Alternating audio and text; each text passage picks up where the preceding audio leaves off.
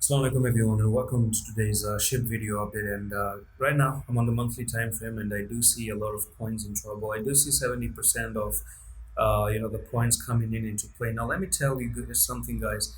SHIB is actually on the technical target to come to the line that I just draw right now out of the monthly bear flag, that this target was never met.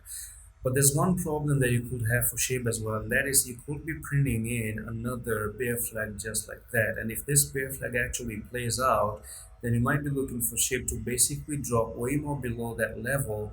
And if you break out of this side, then you're looking for SHIB to actually come down to this price target, and that's going to be 350.